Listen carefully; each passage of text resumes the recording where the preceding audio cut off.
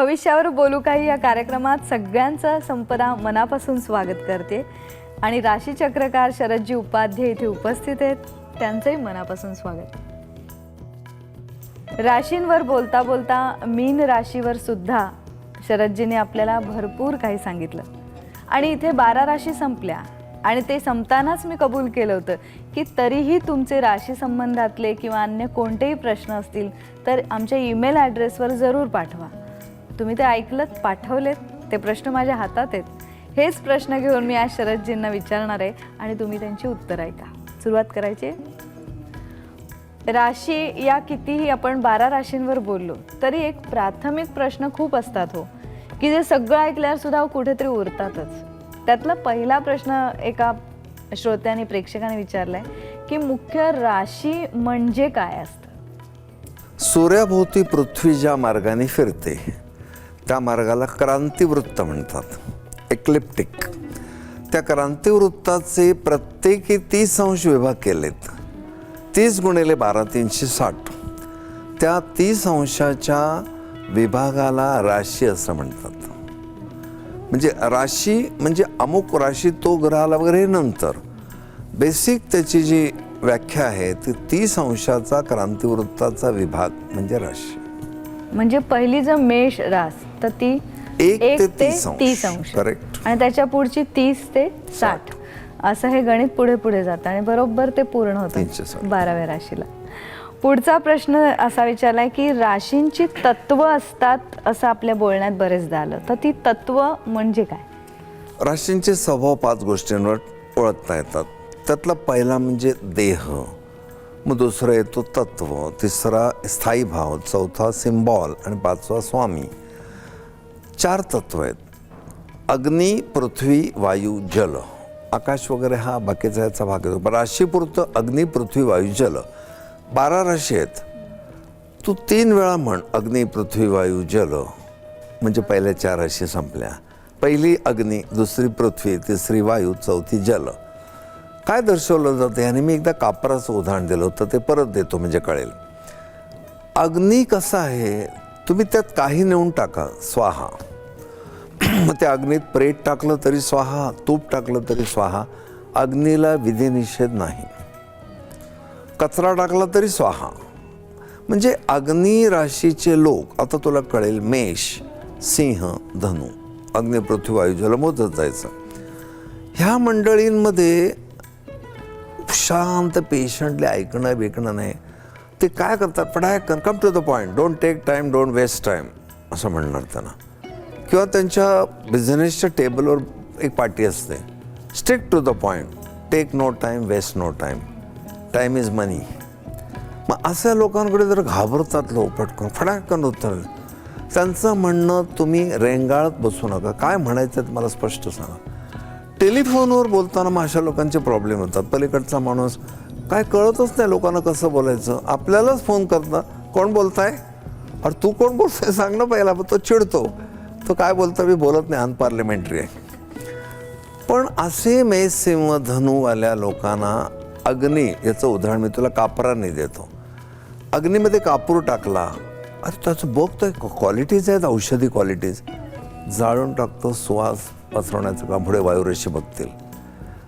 तोच कापूर तुम्ही पृथ्वीत म्हणजे मातीत टाकला, माती म्हणते जाऊ दे आधी कोण आहे बघूया, त्याचं विघटन करूया। मग त्याचं विघटन केल्यावर ते कापुराचे औषधी गुण आपल्यामध्ये घेऊया आणि दुकानामधनं औषधी माती म्हणून सुद्धा विकतात औषध, ते असं असतं। मग पृथ्वी राशी म्हणजे 2, 6, 10, वृषभ, कन्या, मकर। त्या बायकांकडे एखादा कोणी छोटा मुलगा कामासाठी आणला तर मेषवाली म्हणे काय मला नको असते शेंबडी शेंबडी पोरं, ती काय म्हणेल की बघूया जरा कब्बशा वगैरे उचलायला चांगला आहे पोरगा, वर कामाला बरा आहे। शांतपणे त्या मुलाकडे बघत त्याचा उपयोग काय वेळेला पेशन्स आहे। हा झाला कापराचा पृथ्वीतला भाग। तोच कापूर जाळल्यावर वायू त्याचं सबंध सुगंध पसरवण्याचं काम करतो। म्हणून दत्त महाराजांनी 24 गुरु केले, त्यात वायू गुरु केलाय। वायू कशातही लिप्त होत नाही, त्या सुगंधाशी त्याला देणं घेणं काही नाही। कोणीतरी कापूर जाळलाय, त्याचा सुवास मी सबंध गल्लीभर घेऊन जाणार, काही देणंघेणं नसतं. ही पृथ्वी 3, 7, 11 मिथून तूळ कुंभवाल्यांची. आणि तो कापूर पाण्यात पडला, पाणी गढूळ होतं, पूर्ण त्याला विरघळून, माती विघटन करते पण पाणी त्याला सामावून घेते. कर्क, वृश्चिक, मीन या राशींचे लोक दुसऱ्याचे दुःख, म्हणजे आता मोलकरणी कोणतरी गडी आणले छोटा, आपल्या मुलाबरोबर त्याला जेवायला बसवते. बाळ तू पण बस माझ्या मुलाबरोबर जेवायला. गड्याला मुलाबरोबर जेवायला बसवण्याचं जे काय हृदय आहे ते कर्क, वृश्चिक, मीनवाल्यांकडे आहे. अशी तत्व आहेत अग्नी, पृथ्वी, वायू, जल. नुसता लग्नाचा मुलगा किंवा मुलगी सांगून आली ना, कुठली आहे, धनुराशी, अरे बापरे अग्निवाला आहे. पण एखादी मुलगी काय म्हणेल, चांगला आहे, मला अग्निवाले आवडतात, एक घाव 2 तुकडे करून टाकतात, थाड थाड थाड थाड बोलतात, मोकळे होतात, पुढे शांत. असं आवडीनिवडी पण बघायचे असतात. पण एखाद्या मीन राशीच्या मुलीला हा धनुवाला आलाय किंवा मला मी रडू येतो पटकन कोणी बोललं की, किती वेळ रडणार तू या धनुवाल्याबरोबर. प्राथमिक अंदाज पण बांधता येतात. अग्नी, पृथ्वी, वायू, जल याला तत्व म्हणतात. 4 त्रिक 12 आणि हे प्रत्येक वेळा 3 वेळा हे समूह येतो. गणितापर्यंत पोहोचली आहे गाडी. पुढचा प्रश्न विचारते की राशींचे स्वामी असतात ग्रह, तर ते कसे ठरवले जातात? फार छान प्रश्न आहे. प्रत्येक राशीमध्ये नक्षत्र आहेत. मेषेमध्ये अश्विनी, भरणी, कृत्तिका आहे. ही दाहक नक्षत्र आहेत. आता तुला पुन्हा आश्चर्य वाटेल, नक्षत्र म्हणजे तरी काय, तारकांचा समूह. एक एक तारा एक सूर्य आहे. आणि म्हणून आम्ही श्रीपाद श्रीवल्लभांचं चरित्र वगैरे जेव्हा वाचतो तर श्रीपाद श्रीवल्लभ हे रोहिणी नक्षत्रावर जाऊन परत आले. म्हणजे त्यांची वायुगती काय असेल बघ. म्हणजेच नक्षत्र हे तारकांचा समूह आहे. प्रत्येक तारा जिवंत सूर्य आहे, त्याची पुन्हा ग्रहमालिका आहे. अशी ब्रह्मांड पसरलेली आहेत सगळीकडे. मग अशा ह्या राशींचे स्वामी म्हणजे तरी काय, तर मंगळाच्या लहरी कॉस्मिक रेज हॉट आहेत. त्याचे लाल रंगाशी जवळीक येते, पिवळ्या रंगाशी जवळीक येते. आणि नेमकी मेष, सिंह, धनु या अग्निराशीमध्ये त्यांची नक्षत्र. मेषातलं अश्विनी, सिंहेतलं मघा, धनुमधलं मूळ, हे सगळे हॉट नक्षत्र आहेत. या हॉट नक्षत्रांची जवळीक ह्या ग्रहाशी होते म्हणून ते स्वामी मानलेत. आपण जाता 12 राशींचे स्वामी बघू. मेषेचा स्वामी मंगळ, वृषभ शुक्र, मिथुन बुध, कर्क चंद्र, सिंह रवी, कन्येचा बुध, तुळेचा शुक्र, वृश्चिकेचा मंगळ, धनुचा गुरु, मकरेचा आणि कुंभेचा शनी आणि मीनेचा गुरु. अशी लग्न लावून दिलेली आहेत. म्हणजे त्या ग्रहांची आणि त्या नक्षत्रांची जवळीक होते, रेडिएशन्स मॅच होतात असा त्याचा. पुढचा प्रश्न विचारते, राशींचे देह असतात असं म्हटलं जातं, म्हणजे नेमकं काय? कोण आहे विचार, मस्त प्रश्न विचारले. खूप छान प्रश्न आलेत ईमेलवर. देह पुरुष आणि स्त्री, तृतीयपंथी धरत नाही त्याच्यात. फार सोपं आहे. विषम राशी म्हणजे पुरुष राशी, समराशी म्हणजे स्त्री राशी. 1, 3, 5 मोजत जायचं. मेष, त्याच्या पाठोपाठ मिथुन, नंतर सिंह, मग आपली तूळ येईल आणि त्याच्यानंतर 9वी राशी धनु, मग कुंभ. या सगळ्या पुरुष राशी. आणि 2चा पाढा 2, 4 वगैरे सगळे स्त्री राशी. समराशी ह्या स्त्री राशी आहेत, विषमराशी पुरुष राशी आहेत. पटकन उद्या तुला जर कोणी सांगितलं की अमुक अमुक मुलगा लग्नाचा आहे, त्याची राशी कर्क आहे. कर्क म्हणजे 4 ना, 4 म्हणजे स्त्री राशी. मुलामध्ये फेमिनाईन क्वालिटीज आहेत. प्राथमिक रिडिंग तयार होतं म्हणून देह बघायचं. म्हणजे राशींची स्थानं एकदा माहीत झाली की ती 1 आहे का 2 आहे का 3 आहे की लगेच त्याच्यावर स्थान म्हणण्यापेक्षा मी त्याचा आकडा म्हणेन. आकडा, कोणत्या आकड्यावरती राशी आहे हे पाठ झालं की आलं. की राशींना देह असतात असं म्हटलं जातं, ते आपण पटवून देत होतो. आता मी सांगितलं पण विषम राशी पुरुष राशी, समराशी स्त्री राशी. लॉजिक काय आहे, मग पुढे काय करणार, भविष्य कथन करताना याचा उपयोग कसा होणार. जशा स्त्री राशी आहेत तसे स्त्री ग्रह पण आहेत. चंद्र, शुक्र, नेपच्यून हे हळवे ग्रह आले की स्त्री ग्रह. रवी, मंगळ, हर्षल, पुरुषाची कळते आक्रमकता, ते पुरुष ग्रह. पुरुष राशी स्त्री ग्रह येतात आणि रिडिंगची रंग बदलायला लागतात. उदाहरणार्थ, एखाद्या मुलीच्या प्रथम स्थानी मेष राशीमध्ये शुक्र येतो. लग्नी शुक्र असलेल्या मुली खूप सुंदर असतात, हे जनरल स्टेटमेंट झालं. पण तो पुरुष राशीत आहे आणि मग ते सौंदर्य सात्विकतेने जपण्यापेक्षा ती शॉर्ट्स घालते, टॉप घालते, एक्सपोज करते जास्तीत जास्त बॉडी. म्हणून असा उत्तान शृंगार करून एक्सपोजर करून रसिक माणसाला बरं नाही वाटत. म्हणजे आपल्या लक्षात येतं शुक्राचं सौंदर्य लाभून सुद्धा उत्तानपणा भडकपणा त्याच्यात आहे, कारण पुरुष राशीत शुक्र आहे. समजा तिथे वृषभ राशीत मंगळ आला तर वृषभ स्त्री राशी आणि मंगळ पुरुष ग्रह आहे, तर छानपैकी पर्सनॅलिटी आहे पण फेमिनाईन खूप बोलतो. मग तो कसं बोलेल, हे संपदा मला एक सांगा, मी तुला एक विचारतो, असं काय करतं हा जरा. आणि मग आपल्या लक्षात येतं त्याची स्टाईलच तशी आहे फेमिनाईन. म्हणजे तुम्हाला पुरुष राशी स्त्री ग्रह आणि स्त्री राशीत पुरुष ग्रह थोडी बाता बदलवतात तुमच्या पर्सनॅलिटीला. पण मुलीच्या लग्नी मेषेचा मंगळ आहे, पुरुष राशी मंगळ पुरुष ग्रह, ती सुनीता विल्यम्स होईल. मग आता मुली एवढ्या धाडसी होतात, पुरुष राशीत पुरुष ग्रह आले, असं हे लॉजिक तयार व्हायला लागतं. ॲस्ट्रॉलॉजीमध्ये कुठलेही ग्रह तुमच्याशी बोलत नाहीत. फलज्योतिषशास्त्र हा तर्कशास्त्राचा शास्त्रीय विलास आहे. ज्याचं लॉजिक चांगलं आहे तो रिडिंग्स परफेक्ट देतो. पुढचा प्रश्न विचारलाय की राशींचे स्वभाव किती प्रकारचे असतात? चर स्थिर द्विस्वभाव असे 3 प्रकार आहेत. राशी 12 आहे, 3 चौक 12, 4 वेळा म्हणायचं. चर स्थिर द्विस्वभाव, मेष वृषभ मिथुन. चर स्थिर द्विस्वभाव. पुढची कर्क सिंह कन्या. चर म्हणजे काय? प्रयत्नवादी, गतीमध्ये असणारा.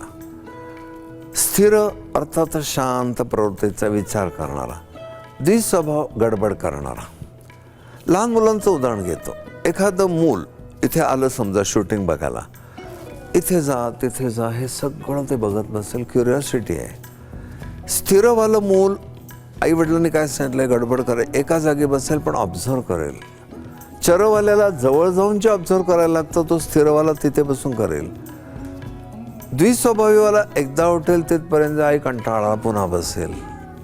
ह्या जीवनामध्ये द्विस्वभावी माणसांचे फार हाल होतात. निर्णय घेता येत नाहीत, नाना तऱ्हेचे उलटसुलट विचार असतात, कोणाला विचारावं त्याचं उत्तरावर श्रद्धा नाही. हे द्विस्वभावाची ट्रॅजेडी होते. पुढचा प्रश्न असा आहे की बोधचिन्ह राशींची कशी आली? मी तुला एकदा सांगितलं होतं की सिम्बॉल्स प्रत्यक्ष दिसतात छानपैकी. मेष लग्न जेव्हा असतं म्हणजे पूर्व क्षितिजावर मेष राशी उदित आहे आणि मध्यरात्र झाली आहे, आकाश निरभ्र आहे. पूर्वेकडे बघत बसलं ना की एक मेंढाकृती यायला लागते. हळूहळू ती पूर्ण आली की मेष राशीतली अश्विनी भरणी कृत्तिका पाव नक्षत्र चक्क मेंढा उभा राहिलेला दिसतो. वृषभेमध्ये बैल दिसतो, ती कृत्तिका रोहिणी मृग अशा नक्षत्रांनी. मिथुन राशीमध्ये एक तरुण मुलगा तरुण मुलीशी बोलत उभा असं दृश्य समोर आण ते दिसायला लागतं. म्हणजे याचा अर्थ काय? संवाद करणाऱ्या लोकांची राशी. कर्केमध्ये खेकडा दिसायला लागतो. खेकडा म्हणजे क्रॅब. क्रॅब म्हणजे घट्ट पकड. घट्ट पकडीचे म्हणजे श्रद्धावान निष्ठावान लोक. श्रद्धा निष्ठा ठिसूळ कधी नसतात. सिंहेमध्ये अक्षरशः एक सिंह उभा राहिलेला दिसतो, शेपटी अशी थोडी आयाळ अशी आहे त्याची. निरभरात्र मात्र पाहिजे. सिंह वनराज आहे. सिंह म्हणजे रवीच्या मालकीची राशी. मग ती कॅरेक्टर, त्यांचं वागणं, त्यांचं एक करारीपणा हा सगळा सिंहेत आहे. कन्येमध्ये डाव्या हातात अग्नीचं भांडं घेतलं आहे, उजव्या हातात धान्याचं गणेश घेतलं आहे, भासते आहे आणि नौकाविहार पण करते. रसिकतेला पारखी होणारी माणसं. शुक्र नीचीचा होतो. रसिकतेने कुठल्या गोष्टीचा आनंद घेण्यापेक्षा टेन्शन ठेवायची संध्याकाळी, हा असा पण होतो. तुळेमध्ये मस्त तराजू आहेच, एकदम बॅलन्स, न्यायदान करणं वगैरे. वृश्चिकेमध्ये विंचू आहे, त्या विंचवाने नांगी काढली आहे. हे बोधचिन्ह असं दाखवतं मी सरळ मार्गाने जाणार आहे, माझ्या वाटेला जाऊ नका. माझे काही विचार आहेत, माझे विचार, मी पूर्ण विचारांती बुद्धीने निर्णय घेणारी व्यक्ती आहे. तुम्ही त्याच्यामधून तडमडू नका. तुमचा मुलगा वृश्चिकेचा आहे, मुलगी वृश्चिकेची आहे, त्यांच्यावर सोपवा. निश्चितपणाने अतिशय परिश्रमाने ते सगळं आपलंच म्हणणं बरोबर प्रूव्ह करतात. हा त्या नांगीचा अर्थ आहे. वाटेला गेलात त्यांच्या तर ते डसणार, आणि मग तुम्ही हर्ट होणार, ही वॉर्निंग देतो विंचू. धनुमध्ये अर्धा घोडा आहे, 4 पाय आहेत, मानेकडून माणूस आलाय धनुर्धारी, धनुष्य ताणलंय, बाण सोडत नाही, पोटेन्शियल आहे, कायनेटिक नाही. मग असा ताणलेला बाण म्हणजे इतकी त्यांच्यात क्षत्रियता आहे, धनुष्य ताणलंय, रिव्हॉल्वर काढून रोखलंय, पण नको, तर कोणाचा तरी मुलगा आहे, कोणाचा तरी भाऊ आहे, पुन्हा हात घालायचं. पण धनुष्य ताणण्या इतके ती क्षत्रिय आहे, बाण न सोडण्या इतके ब्राह्मण आहे, असं त्याचं. मकरेमध्ये सरळ एक सुस्वर अशी सुस्त पडली आहे, जलचर भूचर दोन्ही आहे. शक्यतो असा उत्साह मोठा आतून येणं हे होत नाही, कारण पॉझिटिव्ह थिंकिंग कित्येक वेळा कमी होतं शनी मालक असल्यामुळे. आणि मग निगेटिव्ह थिंकिंग वाढल्यानंतर मग थोडंसं शैथिल्य येतं. तुम्हाला महत्त्वाकांक्षा असेपर्यंत तुम्ही खूप काम करता, महत्त्वाकांक्षा पुरी झाली की निरनिराळ्या गाण्याच्या स्पर्धेतल्या मुली काय म्हणतात, झोपले नाही 3 महिने, आता उद्या मी मस्त झोपणार, म्हणजे शैथिल्य येणार. महत्त्वाकांक्षा संपल्या की शैथिल्य. कुंभेमध्ये उजव्या खांद्यावर पाण्याने भरलेला घट घेतलाय, उघडा पुरुष आहे. पाण्याने भरलेला घट ज्ञानाचं प्रतीक आहे, उघडे पण विरक्तीचं प्रतीक आहे. पूर्ण ज्ञानाने विचारांती विरक्त झालेला माणूस ज्ञानाने. आणि शेवटचं मीनद्वय, विरुद्ध दिशेला 2 मासे पोहतात, परत जलचर आहेत. मासा तसा निरुपद्रवी आहे, पण माशाला गिळायला इतके प्राणी समुद्रातही टपलेले असतात. धीवर असं जाळं सोडून बसलेलं असतो, गळाला लावलेलं असतं त्याने. आणि मग एक दत्तप्रभूचं सुंदर उदाहरण दिलं आहे की धीवर जसा तो गळ टाकतो तसा मनुष्याला पकडण्यासाठी स्त्रीची योजना केली आहे, मायेची योजना केली आहे, पैशाची योजना केली आहे, आणि तो मासा फसतो. विरुद्ध दिशेने जाणारे हे मीनद्वय असं सुचवतं, मीनेच्या लोकांनी निर्णय घ्यायला शिकावं. द्विस्वभावी या सगळ्या गोष्टीमुळे ते संकटात येण्याचा संभव असतो. अशी 12 बोधचिन्ह प्राथमिक सूचना देतात. मग त्या बोधचिन्हामध्ये मग तो ग्रह आला, मग ती राशी चतुर्थात आली, लॉजिक वाढत जातं. भाव अधिक ग्रह अधिक राशी बरोबर फलादेश. थांबा सोपं आहे ना? सोपं काय, तुम्ही धावताय पुढे, संपणारा विषय नाही आहे हा. आणि तुम्ही आणखीन पुढचं गणित सांगत जाताय. पण आपण आणखीन काही विशेष भागांमधनं याच्यावर बोलणारच आहोत. जरूर. आज इथेच थांबूया, एवढं पचवता येतंय का बघूया. तुम्ही प्रश्न पाठवलेत आणि त्या प्रश्नांना अनुषंगून आणखीन उपप्रश्न सुद्धा सुचत गेले. जितके जितके या भविष्यावर बोलू काहीचे कार्यक्रम होतील तितके तितके अधिक त्यातल्या सूक्ष्म विचारांकडे जाण्याचा आम्ही नक्की प्रयत्न करू. आज इथेच थांबते. नमस्कार.